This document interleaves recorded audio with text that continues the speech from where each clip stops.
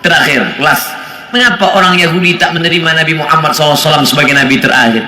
Saya telah mendengar pandangan seorang padri Yahudi mengatakan, akhir zaman akan muncul apabila semua keadaan telah aman semua. Orang telah kaya, tidak ada orang miskin. Waktu itu Nabi akhir zaman akan muncul. Apa jawaban Pak Ustaz? Ada buku yang amat sangat baik. Judulnya Tarikh Ad-Diyanah Al-Yahudiyah, Sejarah Agama Yahudi. Di sana diceritakan bagaimana orang Yahudi percaya bahwa nanti di akhir zaman akan datang seorang nabi dan mereka menyebut dia manakala berperang. Ini Yahudi, ini Bani Ghatafan. Mereka berperang dengan Bani Ghatafan dan sebelum berperang mereka berdoa kepada Allah, ya Allah, tolonglah kami melawan Bani Ghatafan berkat nabi terakhir yang engkau utus. Sudah datangkah nabi terakhir itu? Sudah. Siapa dia? Muhammad sallallahu alaihi wasallam. Mana buktinya? Husain padri Yahudi, dan dia ingin tahu apakah ini nabi terakhir itu. Dia intip dari balik pokok kurma manakala Muhammad SAW datang. Tala'al badru alaina. Yang lain menyambut Nabi Muhammad, dia perhatikan dari jauh, dia tengok tanda-tandanya. Selepas itu dia pun datang. Engkaulah nabi terakhir. Asyhadu an la ilaha illallah wa asyhadu anna Muhammadan Rasulullah. Selepas itu Nabi robah nama dia menjadi Abdullah bin Salam. Dia pun masuk ke rumah Nabi. Tak lama selepas itu datang orang Yahudi ramai-ramai. Nabi bertanya kepada mereka, kamu kenal dengan Husain? Kenal. Siapa Husain? Padri kami. Siapa Husain? Anak orang baik. Husain adalah orang baik, anak orang baik, keturunan orang baik. Apa kata Nabi? Husain sekarang ada dalam rumahku dan dia sudah Islam. Apa pendapat kamu? Husain orang paling jahat, anak paling jahat, datuk nenek moyangnya orang jahat, dan dia adalah paling jahat di dunia. Kenapa Husain masuk Islam? Kenapa mereka tidak? Karena Husain melepaskan dari segala kepentingan. Sedangkan yang ini masih inginkan kekuasaan, masih inginkan harta benda. Bila aku masuk Islam, nanti aku akan susah, aku akan miskin. Alladzina atainahumul kitab, mereka yang kami berikan Taurat dan Injil, ya'rifunahu kama ya'rifuna abana'ahum. Mereka mengenal Muhammad sallallahu alaihi wasallam sebagaimana mereka mengenal anak kandung mereka sendiri. Nauzubillah, accident. Terjadi musibah, hancur muka anak. Lalu kemudian seorang ayah dan bunda datang ke hospital. Kami nak tengok anak kami. Betulkah dia yang kena accident? Nauzubillah. Belum buka wajahnya dah tahu ini anak kami. Dari mana? Dari jari kakinya. Buka jari kaki. Iya, ini memang anak saya. Dari mana puan tahu? Dari mana tuan tahu? Ini kaki anak kami. Mereka kenal Muhammad sallallahu alaihi wasallam lebih daripada anak kandung mereka sendiri. Mana bukti? Ketika Nabi Muhammad sallallahu alaihi wasallam dibawa oleh Abu Talib menuju Busra, negeri Syam. Sebelum sampai ke sana, mereka berhenti sejenak. Lalu Bahira keluar. Bahira keluar daripada tempat suci. Bahira seumur hidup tak pernah keluar. Dia hanya beribadah saja. Tapi hari itu Bahira datang. Apa kata Bahira? Bertanya kepada Abu Talib, ya rajul, wahai lelaki, siapa anak kecil ini? Kata Abu Talib, ini anakku, hada ibni. Kata Bahira, kalau betul kitab yang kubaca, ini bukan anakmu. Anak ini yatim, ayahnya dah mati sebelum dia lahir. Kenapa? Karena 3 tanda aku tengok. Pokok kayu bersujud, batu-batu bersujud, dan ada awan yang dari tadi menaungi dia. Tersenyum Abu Talib, ini memang bukan anakku, ini adalah anak saudaraku. Karena orang biasa berkata anak saudara itu anak kita juga. Anak saudara, anak kita. Rumah saudara, rumah kita. Tapi bini dia bukan bini kita. Ini siapa? Ini anak saya. Itu kan bukan anak ustaz. Itu kemana kan ustaz, anak saudara? Udah macam anak saya. Begitulah Bahira tahu bahwa ini anak ayahnya sudah meninggal. Itulah yang ditulis dalam syair Al-Barzanji. Walamma tamma min hamlihi, ketika hamilnya sempurna, syahrani 2 bulan, ala ashhuril aqwalil marwiyah, menurut hitungan bulan qamariyah. Tufiya bil Madinatil Munawwarati abuhu Abdullah, meninggal ayahnya Abdullah 2 bulan. Kenapa mereka tahu? Karena itu tertulis dan dituliskan dalam Al-Quran surat As-Saff, ya'ti mim ba'dismuhu Ahmad, akan datang nabi terakhir nanti dan dia bernama Ahmad. Kenapa yang datang itu Muhammad? Muhammad masyhur di bumi, Ahmad masyhur di antara malaikat. Ahmad dia, Muhammad dia, Toha dia, Yasin dia, Al-Fatih dia, Al-Khatim dia. Al-Fatihu lima ughliq wal khatimu lima sabaq, nasirul haqqi bil haqq, yahdi ila siratikal mustaqim.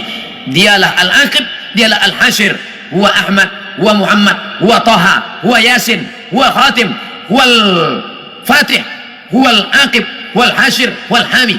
99 ini nama-nama, tapi dia juga adalah Muhammad sallallahu alaihi wasallam. Kenapa mereka tak beriman? Karena mereka berkeyakinan yang datang itu keturunan Ibrahim, tapi dari jalan nasab Ishak. Ibrahim punya anak Ishak, Ishak punya anak Yakub. Yakub, nama lain daripada Yakub Israel, maka anak cucu Yakub disebut dengan Bani Israel. Yakub punya anak Yusuf, Yusuf punya saudara lelaki bernama Yahuza. Cucu cicit keturunan Yahuza disebut dengan Yahudi. Mereka ingin nabi terakhir itu keturunan Ishak, Yakub, Yahuza. Sedangkan yang lahir terakhir ini Muhammad SAW, anak Abdullah, anak Abdul Muttalib, anak Hashim, anak Abdi Manaf, anak Qusay. Qusay lah yang membina Darun Nadwah di kota Makkah Al-Mukarramah. Cucu cicit keturunan daripada Adnan, Adnan keturunan daripada Ismail, Ismail anak daripada Ibrahim alaihissalam. Falamma ja'ahum ma arafu, ketika mereka didatangi, ketika datang orang yang mereka kenal itu, kafaru bih, mereka pun kafir dan ingkar. Padahal beza mereka hanya 2 simpang saja, satu simpang Ishak, satu simpang Ismail. Mereka tak percaya. Bagaimana dengan kita orang Melayu? Andailah orang Melayu tak nak beriman kecuali dengan Nabi Melayu. Aku tak nak Nabi seorang Arab, ingin Nabi yang Melayu, pakai baju Melayu, pakai songket Melayu. Aku Abdul Somad, saya Abdul Somad, tak pernah mempermasalahkan apakah dia datang dari Arab, apakah dia dari Quraisy. Yang penting aku bersyahadat asyhadu an la ilaha illallah wa asyhadu anna Muhammadan Rasulullah. Islam, makna Islam istislam, makna istislam al-inqiyad wa ta'ah, patuh dan taat. Datang dia sami'na wa ata'na. Hari ini semua bumi Melayu bersyahadat, semua mengalahkan Egypt, Mesir. Sampai hari ini Mesir masih ada lagi yang tidak Islam, Arab tapi tidak Islam. Jordania Muslim, tapi Irak masih ada lagi Maronit. Mesir masih ada lagi Koptik, tapi kita bumi Melayu, kalau sudah disebut Melayu adalah Islam. Melayu tanpa Islam hilang me-nya, tinggal layunya saja lagi. Oleh sebab itu kita bangkitkan izzah ini, kita bangkitkan kekuatan kita dengan tidak memusuhi orang lain. Orang Melayu adalah bangsa Muslim yang terbuka untuk segala golongan. Tuan boleh pergi ke Pulau Sumatera, tengok kampung Melayu Delhi, Medan, North Sumatera Utara. Di sana ada nama Kampung Kling, karena ada tempat orang Hindu yang dibawa oleh Inggris masa dulu untuk memetik tembakau. Sampai hari ini masih ada.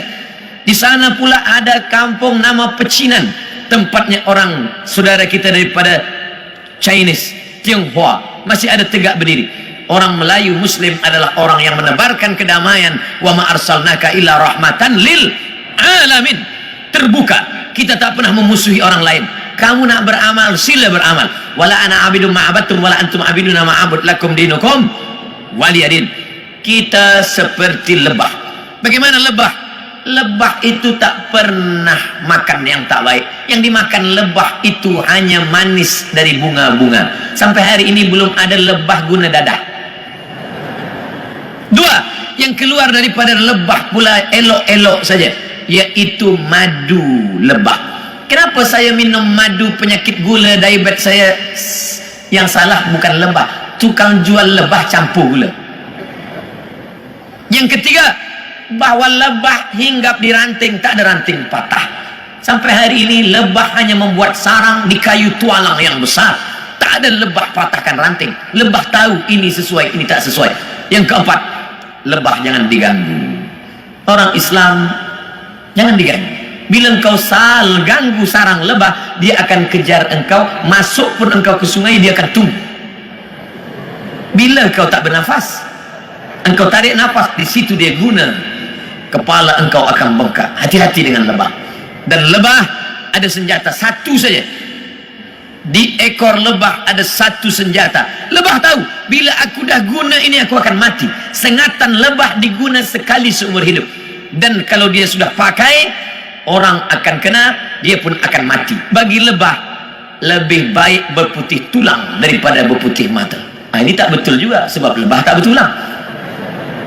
Bagi lebah, lebih baik mati, tapi mati syahid, iskariman, au mut syahidan. Oleh sebab itu berhati-hati. Masalul mu'minin kamasalin nahli. Perumpamaan orang-orang beriman seperti lebah. Lebah. Kita gunakan filosofi ini dalam kehidupan kita. Mudah-mudahan kita selamat di awal zaman, selamat pula di akhir zaman, insyaallah. Amin.